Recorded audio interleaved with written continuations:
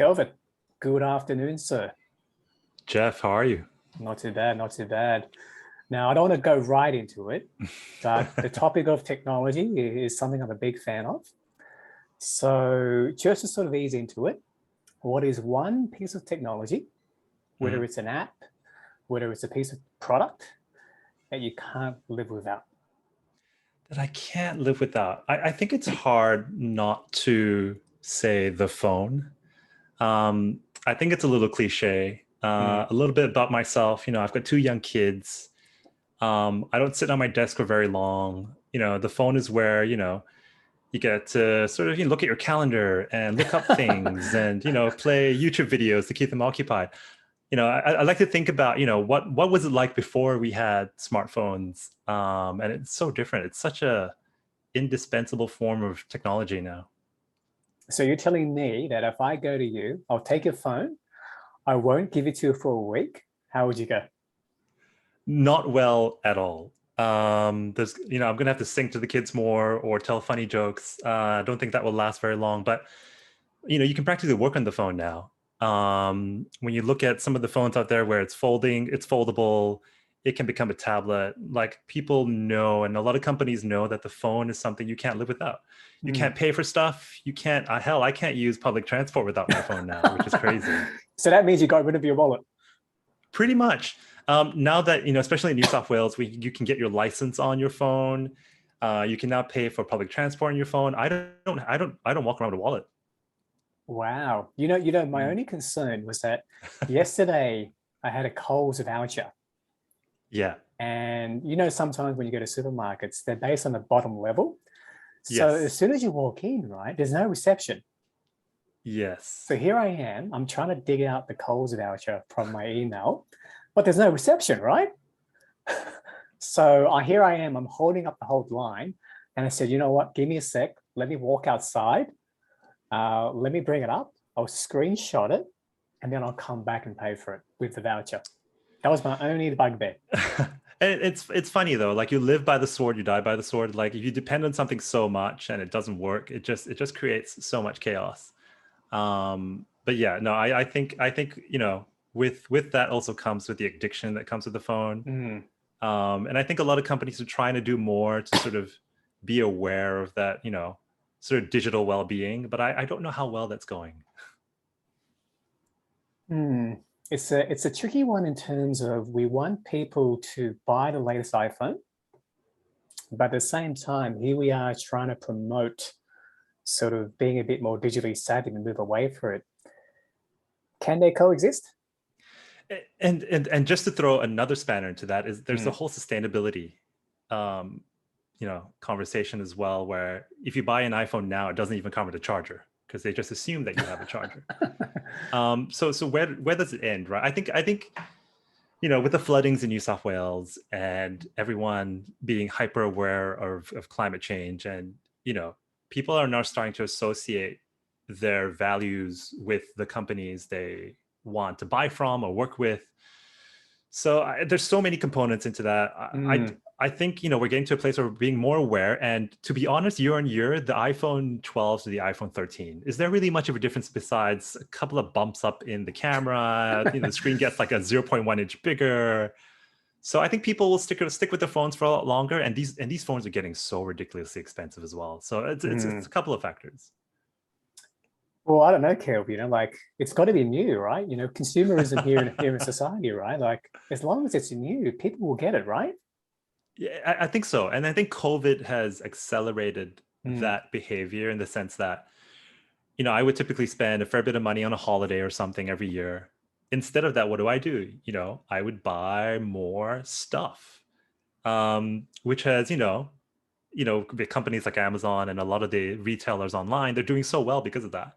So I think that's become a bigger problem if it is a problem. I think Hmm. if you've always done it, then that's it. But yeah, no, I think there, that's the power of marketing, right?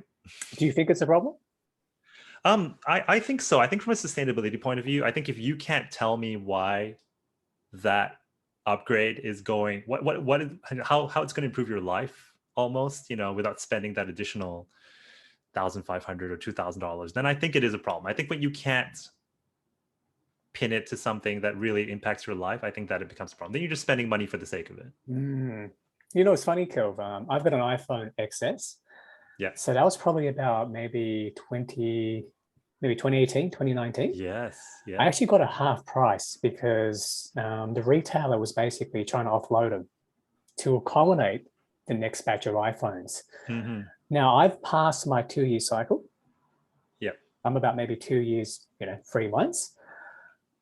I'm thinking, okay, if I get a battery to replace it, I'm curious to see whether there's so much software happening, whether the new software update will basically eat away at the new battery, which means I'm better off putting up, $100 into a new iPhone. Yeah. I like it's, if you think, from the perspective of the Apples, the Samsungs of the world, they want to keep upgrading their software. And to do that, it's going to put a lot more strain on the hardware.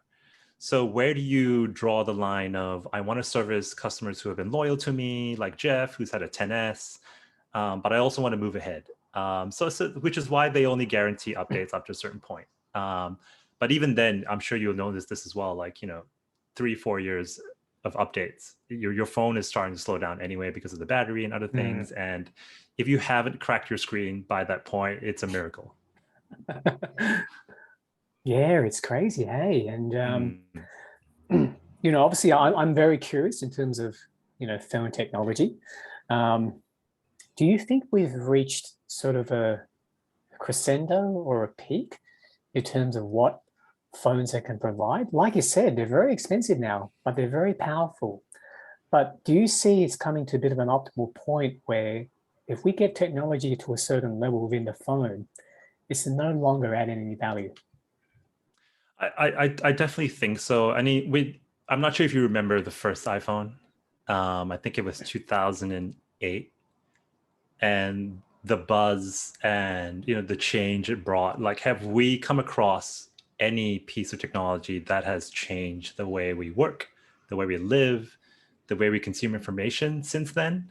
Arguably, no.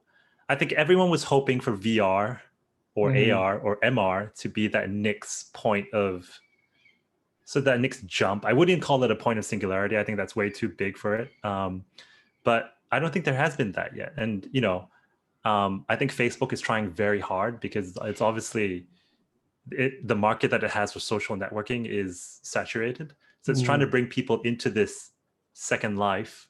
And I don't think it's taking off. I think the jump is too big. And why do you say that, Phil? Why do you think that jump is too big? I think the technology needs to catch up to the vision. I mean, how would you feel like if you ran into me on the street and I was wearing these thick glasses on my face? Regardless of whether you can see through them, that's a whole different issue. It just said, just like a couple of years ago, Google tried to sort of release the Google glasses. They tried it for 3 years, and the uptake was just not there. In fact, people were getting punched because they were wearing them because they were worried about the camera and what it was doing. So there needs to be that social education around what these things are and the privacy around them before you can start to see mass adoption of these things. But yeah, this is, it's, people are just so used to it and they're so comfortable with the phone, to the point where, there are films now being just made on the iPhone. And I went to the Sydney Film Festival a couple of years ago. And what the director said was the actor was actually more comfortable acting in front of the phone because instead of having this big camera in your face, it brings that intimidation with that. But on your phone, who hasn't done a selfie? Who hasn't taken a video on their phone? That's true. So it's so ubiquitous with everyday life now, I must say. That's a smartphone. Wow. So just on Facebook, Kel, that's such an interesting one. So obviously they're thinking, VR, metaverse. You're thinking metaverse. You're thinking Web.3. You're thinking cryptocurrencies. Now, I think you're the go-to man, so to speak, when it comes to technology.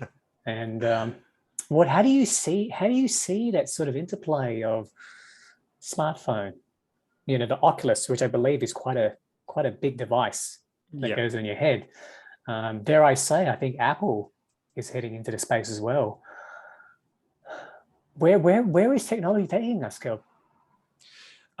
I think the vision for a lot of these companies has always been Star Trek. If you think about it, Interesting. the think about the things that we used to watch a Star Trek, the tablet that they used to have. We have that.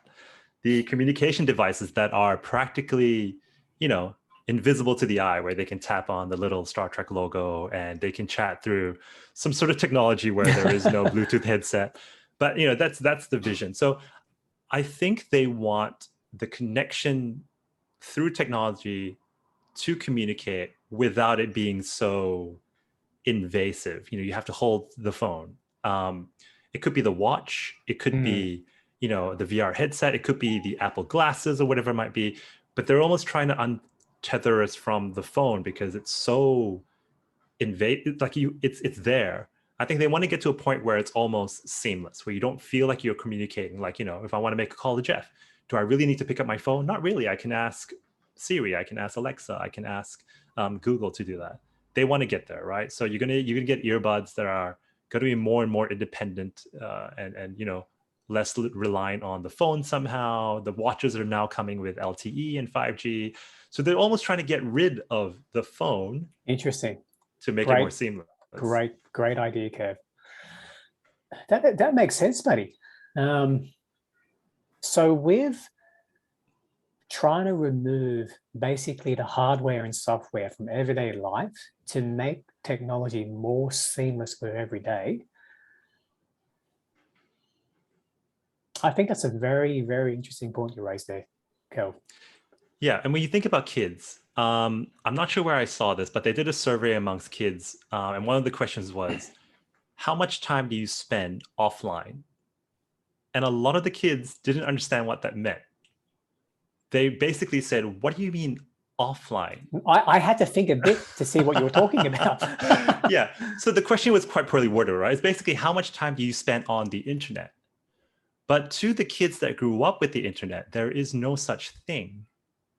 My kids are a good example, right? They can talk to Google. They come home. They can easily open the ABC iView app on my Chromecast TV and play Bluey or Play School. It's so ingrained in their day-to-day, even without a phone. So I think that's where we'll get to, right? Smart devices, light bulbs, audio everywhere. You'll come to a point where you wouldn't need your phone. And that's where I think the companies want to get to. Obviously, there's a lot of communication apps out there. Mm-hmm. As you know, Kel, there's quite a few of them.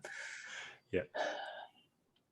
My concern, to put it to you straight up, is that my kids grow up in a world where they forget the importance of a face-to-face conversation. Mm-hmm. Now, call me old school, call me prehistoric. I think sometimes, Kelv, I think technology has gone too far. I think technology, in a sense of finding alternate ways to generate electricity for the world, I'll park it there. Nuclear fission, renewables, solar. How do we sort of extract more energy from the world without sort of pillaging the world we're in? I think technology is going to have a great breakthrough there. I see technology working in the health space, whether it be gene editing, whether it be the mRNA technology. So technology in general, Kelb, I think there's definitely a need for it. And it's very symbolic of the advancement that human civilization has done to harness the power of technology to move to the next level. But when it comes to some kids, where my son's 4 years old, my daughter's just got born, I think it's too much, Kelv, to be honest with you. So how do you manage that yourself? Less so from a dad, because inevitably your actions would then be viewed by your kids. Do you somehow limit yourself, Kelv, in terms of technology usage, or you're very, yes, I can do it. I've got an iPhone, I've got an iPad, I've got a new Mac Studio, I've got the Apple Watch. So that's a really good question. I think so. I'm quite frugal with how I spend my money on technology. Hmm. I don't, funnily enough, like I don't crave the latest technology. I'm quite practical in that sense where, for example, I won't buy the latest computer because if I can't find a need for it, if I don't do any video encoding or audio encoding, like where is my money going, right? So it comes down to we can do everything with technology, but the control, the human aspect of controlling yourself, the typical, our natural tendencies to get addicted to things is still a human sort of humanistic nature. It's not a technology issue, right? It's a human sort of issue. Addiction. Correct. Like, the age old question of, is it the gun or is it the shooter, right? Who's the issue here? It's quite Good funny, question. we talk about Great our kids. distinction. Great I'm more distinction. worried about my parents. When I Wow. see some of the Wow. information they get from their WhatsApp groups. And I'm sure you Wow. see this as well, like, your aunties and uncles and their high school friends, and the sort of guidance and information they get on there. They don't understand, uh, you know, what is wrong, what is right and what is wrong and what is real and what isn't. Like, they don't understand, deep fakes, for example. So they get all hyped up when they see, someone they trust talk about something that is totally ridiculous. So I'm more worried about that aspect because I know I can help my kids sort of understand technology, but Hmm. getting my parents to do it is a whole different ballgame. Wow. Funny you mentioned that. My mum got an email a week ago. It was from the bank. And when you look at the email, it's flawless. There's a Mm. logo, dear her name, there are details about her account. But if you were to look at a legit email from that bank that was actually sent a month prior, that logo is actually centered in the middle, not to the left. Yes. Now, as you pointed out, very good point.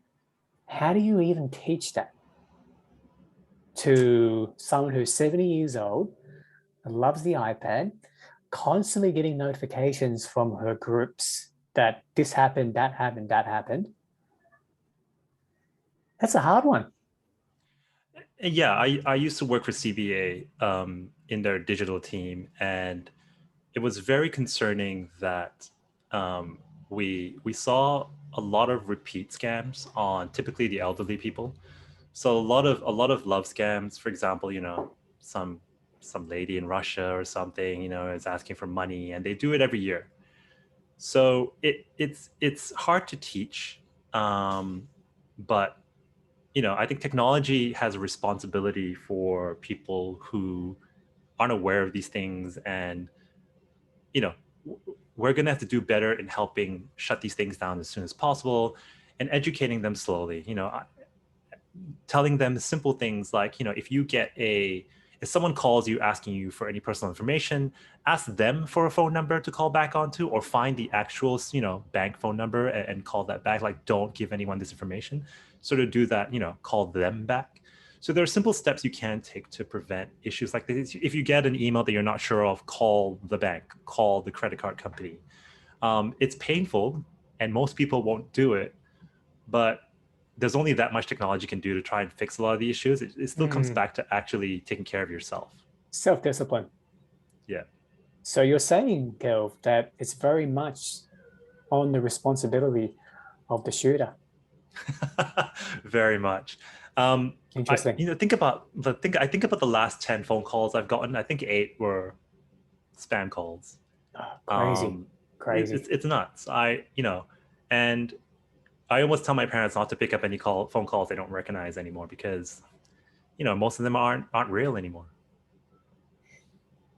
Just this morning, here's another example, Kelv. I got an email from Coinbase, Yes. and same thing. Looks very Yeah. legit. But I use Outlook, and you click on the email address, it expands what the email address is. It clearly isn't coinbase.com. Mm-hmm. Now, unless you click the address bar to reveal the true address, Yeah. how would you know? And the funny thing is, you can now intercept emails. So there are a lot of cases Wow. where, Geoff, I'm paying an invoice to you, and someone's hacked your email, and they redirect the emails, give them another, bank details, and the money gets lost, and there's no way you can retrieve that. So it's funny how we almost have to rely on old technology Old to school detective circumvent work. scams. Exactly. Like, what's going to be, hey, Geoff, I just want to double check these bank details with you before I pay this invoice. So it's very strange that we're having to take a step back to prevent issues that this new sort of, Web3, Web2 type, technology has brought about. Because in a prior conversation, Kel, you mentioned a bit about blockchain, Hmm. Web3. Now, correct if I'm wrong, would we be able to implement blockchain whereby, utilizing that example of the invoice, Hmm. we can sort of bypass any sort of mishandling? If person A and business A were to utilize the blockchain, and obviously we have verifiers, confirming that that transaction is real, would that be an effective way to somehow mitigate that problem? Obviously, blockchain itself solves a lot of problems, from what I understand. Yes. So the whole blockchain vision is full transparency. Um, no one can be identified, but also yet you can get verified. So the funny thing about blockchain is because it's still growing, I'm going to say yes. Yes can definitely solve that problem. But will people find new ways of spoofing public keys, or will people find new ways of spoofing, addresses and things like that? The people will always find a way to cheat, right? Cheaters got to cheat. Mm. So it is, yes, it can definitely solve a lot of that issue. But I think the biggest problem with blockchain is even though it can solve the issue, we're not at that polished state of user sort of experience where people can actually use blockchain like they use an application on a phone or a web browser and do what you need to do with that. It's just way too complex at the moment, and a lot of people are trying to solve that issue. To make it more user friendly in a way, Yeah, Kel? Is that what you mean? Or almost like if could you go to an ATM now and withdraw cash based on how much Bitcoin you have? The answer is not really. There are some, crypto sort of ATMs available out there, but then you got to download a separate wallet. Then you got to know what your keys are. Then you got to do this. Then you got to do that. So until it's as seamless as taking out my ATM card, swiping, getting cash out, knowing how much I have left, and moving on in my life, that's the biggest issue blockchain has, and that is mass acceptance. mm, Um, yeah, it's a big challenge. it's a huge challenge because, like what you said, there's so many different chains, on chains, layer two, layer Yeah. three, different staking mechanisms, proof of concept, proof of history. Hmm. Like fundamentally, you need to know the technology in terms of how it works. Yeah. You mentioned a great point. Cheaters will always cheat, right? There's going to be front running. Absolutely. It happened to me. Yeah. Yeah, yeah, and because it's such a fast-paced, like growing piece of technology, um, shiny new things come along all the time, and we get caught up with these shiny new things without vetting the technology, vetting the coin, vetting the people behind it, vetting the projects that are supporting it. Um, I think the other issue with blockchain is people want this to break the status quo, but I think the reality is, have we stopped using gold and silver? Not really. We're still, it's still there. There are still things pegged to these rocks that we dug up as cavemen. So I don't think crypto slash blockchain will remove fiat or you know the technology that we're used to day to day completely. I think it will supplement that, Mm, and I think that will help with its acceptance as well. Like, it has a role to play. It doesn't take it, it won't take over everything, and I think that will help calm the the excitement and the chaos that typically comes with blockchain, and it might be more accepted in that way.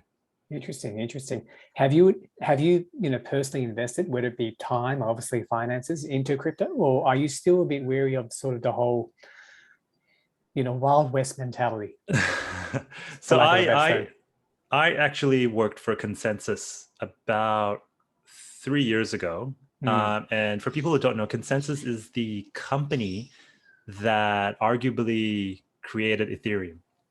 So Wow. I joined Consensus probably 4 or 5 years after Ethereum was launched. Um, and it was still early days when it came to tokenization. It was very early days around countries thinking of using cryptocurrency as a digital currency. And I think that was when it was the wild west. There was the crypto winter. A lot of people made a lot of money, a lot of people lost a lot of money. um, but I think it's starting to mature. I think once the mining scenario around using all that energy and people moving away from proof of work to proof of stake, that will sort of improve the image of blockchain as well. Um, it still has a fair bit of way to go. You still have countries that are still not trusting blockchain. For example, India, you know, they are not friendly to cryptocurrency at all. And when you have one of the biggest countries in the world still, you know, not trusting the technology, can you truly take off? And you've got China, which wants its own sort of digital currency. Everyone has their own way of trying to Hmm. adopt cryptocurrency. But I think that's the wonderful thing about blockchain as well, is because it's decentralized, you can fork out and you can create your own, and it gives you that freedom. But it's so complex, like you said. There's so many different ways, and it's not helping the issue. I remember, going ahead and first getting really, really into it Yeah. about 9 months ago. I went deep. I went down the rabbit hole. I think, as a result of going down the rabbit hole, I even went down to the Earth's core. Yeah. That's how deep I went. We know that cryptocurrencies, are riding on the whole decentralized, maybe perhaps anti-government control, maybe perhaps. Hmm. Hmm. I think from an acceptance point of view, and this may be an oxymoron, because by me saying this first word, it basically defeats the purpose of it. Yeah. Central banking digital currencies, Yeah. central, which goes against decentralized. Do you see that as an avenue to Uh, maybe push it a bit more mainstream? I think, it's so easy to get cynical when you bring up the central banks, right? And, Mm, and so the central banks have been in charge and in control of fiat for so long. I think their first response to cryptocurrency is, we'll make our own central digital currency. Um, I haven't seen a sort of you know, an overwhelming use case of why this would be better for everybody. mm. Um, I don't it think they gives even know them, too.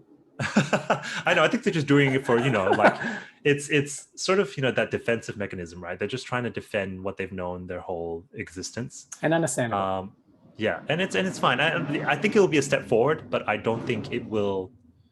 I don't think it serves the purpose of why Bitcoin was created, or how that came about.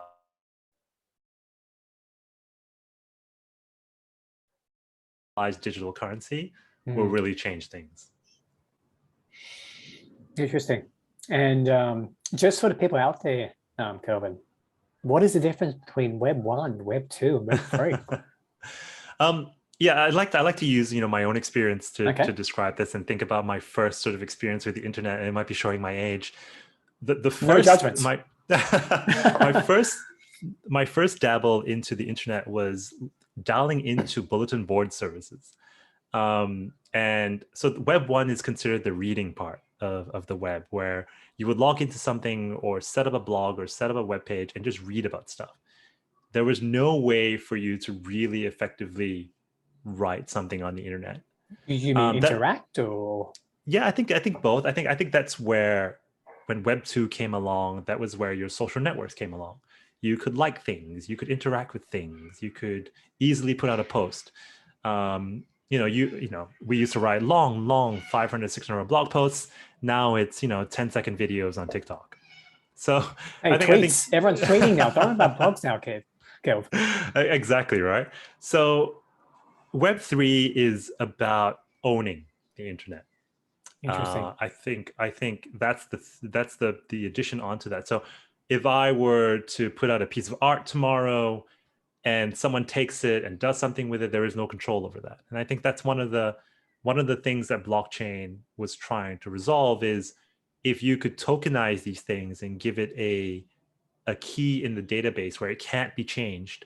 If I were to sell a painting to you, Geoff, you can easily track that sort of token and see who the first owner was, who the first artist is, give them the right credit, and also make sure they make a bit of money. That's sort of how I see Web3 going. It's about owning parts of the internet that rightfully belong to you and taking the power away from the big companies like Google and Facebook and all that. So it's exciting. So would that be NFTs, Kelvin? Yes, I just wish the NFTs weren't so centrally focused around monkeys and crypto kitties and things like that. Like, Come on, Bored Ape Yacht Club. I've still got no idea what it means. I don't know why it's so popular. So I'll give you my first sort of crossings with NFTs. It was about 3 years ago where we were looking into tokenization. And one of the first use cases was tokenizing apartments. So we all know that apartments and property prices across the world is insane. But what if 600 of us came together, we all put in, $50,000, whatever it might be, and we all own tokens of a title deed to an apartment. So that was the first sort of early iteration of tokenization. On the blockchain. On the blockchain. So people were trying to tokenize infrastructure because infrastructure programs like, building roads and bridges are expensive. So what if we tokenize the bridge and you can own part of the bridge? So if the bridge makes money through a toll of some sort, you get a cut of that and you can sell those tokens as equity, on the blockchain as equity. Absolutely. That's just more of your area of expertise. And that was the dream with tokenization, not monkeys dressed differently with different face paints and kittens wearing different dresses and things like that. So it sort of went too far this way. But having said that, though, everyone I know roughly knows what an NFT is. So if anything, that's a good thing. What's funny, Kel? There was a funny Twitter sort of conversation, which basically goes, okay, Kel, if you owned an NFT of one of those Bored Apes, for example, I then screenshotted it. Yeah. And then obviously then someone else screenshotted me. But like you said, if the ownership ties back to you and it's on the blockchain, the originality therefore gets attributed to you. Does that really matter? So here's the funny thing. When you NFT a JPEG, you don't own the JPEG. You own the contract that says you own the JPEG. Interesting. So good distinction. People get confused about saying, oh, I can print it out and stick it on my wall. Yes, but people will know that you don't own the JPEG. So yes, you can still copyright it in some sense, but the money is in the original ownership of that JPEG. That's sort of so value. Correct. People aren't interested in, what you stick up on your wall or what you have as your wallpaper on your phone. It's when you have to sell it and own it, and you can do so much more with it. So yeah, and and it gets more complicated, right? You can now own video clips. You can now NFT video clips like the Jordan dunk, that famous Air Jordan dunk. You can also get the NFT of when LeBron. I think we're going to NFT this podcast, Kelvin. And funny you say that. That's already being done, where people are NFTing their podcast episodes. So yeah, it will mature. Just like anything with blockchain, there will always be a hype curve, and then it will mature, and then it will settle back into what it was designed for. That was art. So I want to see that happen. I think the artists and the art world, which I don't know a lot of, I know they don't get their due deserves, right? When you sell on a piece of art and it gets sold on again, That the makes artist doesn't sense. get anything. That Yeah, makes sense. yeah. What the other cool concept I've seen is toys. So if they make 50 sort of figurines of, Captain America or something, and it's very special, then it's sort of, it's minted into the blockchain that this belongs to Geoff. And if he sells it, this is how much it's worth and how many people have owned it. I think it's cool. Not monkeys and cats. Leave the bored apes alone, Kelvin. I Leave them alone. can't get over it. Leave I can't get the over kitties it. alone. Leave the bored llamas. I've seen Draculas. I've seen pictures of squares. Yeah. Leave them alone, Kelvin. Leave them alone. You know what's funny? I always ask myself, society, us human species have come a long way, haven't we? Yeah, and the technology is always going to be there, but humans will always be humans. Whether we get addicted to, opium, or whether we get addicted to Facebook or Instagram, there's always something there. So when I think about how do I teach my kids, what's bad and what's good on the internet, it kind of boils down to just what's bad and what's good. And hopefully, we set up enough guardrails as parents to protect them, but we can't protect them for everything. At some point, they're going to have to learn some of these things. I don't think it's actually good and bad. I think it's good, bad, if statements. Yes, that's very true. And that's the unfortunate thing that I'm finding, that when I try to explain to my mum and dad certain things, there's sometimes if statements involved.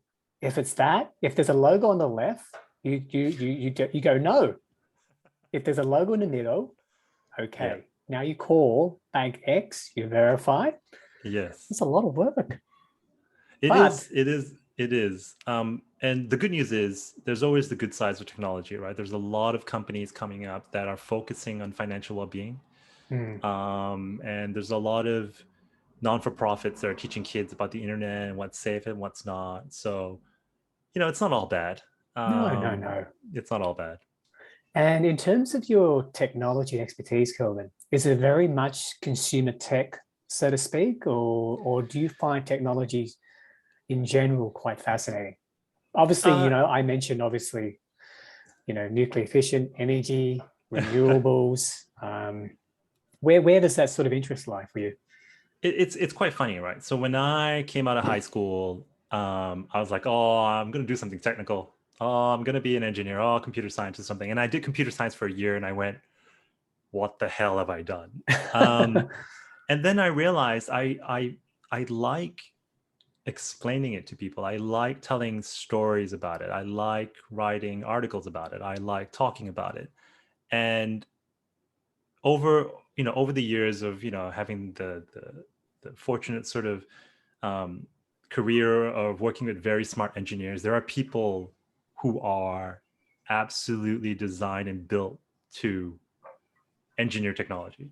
And they are amazing. And think about the rockets, from Tesla, and think about this and think about that. So for me, it's not so much the implementation of technology, but the whole fascination around it, the what ifs, right? So I'm definitely not the guy you want to speak to if you want to, get somebody to do some coding. But I'm very interested in how we talk about it, how we educate, how we share it, how we market it, and how we use it, more generally, rather than thinking about the future aspects of that. I do a podcast with a co-host. He's also called Geoff. He's the futurist guy. It's a fantastic name. So he's the futurist guy, right? He'll talk about points of singularity. He'll talk about, episodes on Black Mirror and if they can actually come real. And, but we need people like that. We just like in life, in technology, there's always going to be the dreamers and the realists. And hey, we need that diversity of thought, which is a tagline for this podcast. Yeah, absolutely. And for me, it's all about how we talk about these things, because with the explosion of blockchain, it's just confusing everything. Now, Kelvin, I know I've always got time. I do know, obviously, that you might need to jump. Yes. This is a fascinating conversation. And I need to thank you for your time, Kelvin. I'm happy to chat even more. So you tell me. I want to make sure I have this lightning round for you because I do have a lovely googly question for you. So with your podcast, um, tell me more about it. Is it very much focused on where we see ourselves in 5, 10 years? It's not. It's more around consumer technology. We like to cover sort of the, why did Apple do this? Why did Apple put this in their phone? Why did Google Interesting. release that? We've dropped off a little bit, with life and COVID and everything, but we really want to spin them back up. It's called the Naked Tech Podcast. Very sensational Naked name. Tech Podcast, everyone. Well, Yes. Naked Tech. Okay. I know. The way it came about was that transparency where we'll talk about anything. So we're kind of exposed. Love it. It's but I think a lot of people take it the wrong way, which is also kind of fun. I think the podcast was designed to be a bit more fun. Yeah. Because our day jobs are kind of day jobs. Not going to say anything about that. I'm not going to dig deeper. But no, Geoff, I really appreciate you inviting me on this podcast. I think it's amazing what you're doing, giving people a platform to talk about things. So I've had a lot of fun. No, I appreciate it, and gonna get straight into it. I'll make sure we sort it in it soon, Kel, because I know you're gonna get running. Yeah. I'm always interested, perhaps a bit weird. The whole, what do people put on the front screen of their smartphone? Now, I like that question. I love that question. Okay, so for you, Kel, give me a ranking, 1 to 3. Okay. What is the most frequently used app you use from 1 to 3? Okay. Okay. Number 1 is a browser. So it's called Brave. It's a Chrome. It's a browser based on Chrome, but it also has blockchain elements to it. It's very safe. It's very secure. It's open source. I won't bore anyone with this. If you're looking for a new browser that is safe, look up Brave. It's a great project, and that's probably my most used app right now. The second one is an app just for Android called Infinity. Infinity lets you, it's an open source app as well, and it lets you just read Reddit. And Reddit for me is probably my most used social network to just learn about what's happening in the world, and to see what the latest memes are, which is always interesting. Brilliant. And Infinity, sorry. It's called Infinity, yes. Got it. So definitely check that out. And my last one is going to be Bitwarden. Bitwarden, never heard of that. Yeah. Wow, there you go. So Bitwarden is also open source. You can see I'm a big fan of open source projects because I think, people banding together to solve an issue is always very interesting. So it's basically a replacement for your LastPass or your 1Password. For everyone out there, if you aren't using a password manager, please do this straight away. It takes away the effort of remembering all your passwords, but still keeping you safe. So have a look at that as well. Don't make me, Kel. Just want to dig into Bitwarden. I've heard of 1Password, right? But if you don't know the password for Bitwarden, don't you then basically lock yourself out from everything else? Yes, but it's safer having one long big password that you remember all the time and using all your cognitive sort of effort to do that, rather than having 30 passwords that you forget all the time that aren't safe. So I think it just lets you focus on that 1Password. And there are multiple ways to recover your password. It's not easy, but I think all of us have that one super secure password that we can remember, and that will set you up. Admin 1, 2, 3. Yes. What was the top 3 passwords again? Something like God and sexy and things like that. I don't know, but yes, got it. Something better than that. Wow. Okay. So Brave browser, Chrome based. Yes. Infinity, a way for you to keep track of Reddit conversations and memes. Yeah. And obviously the last one is Bitwarden, which is a password manager. Sorry. Yeah. No, and all these tools are open source, so they're not as usually as polished as other apps, but it's a great way to get into these things and stay safe and consume content.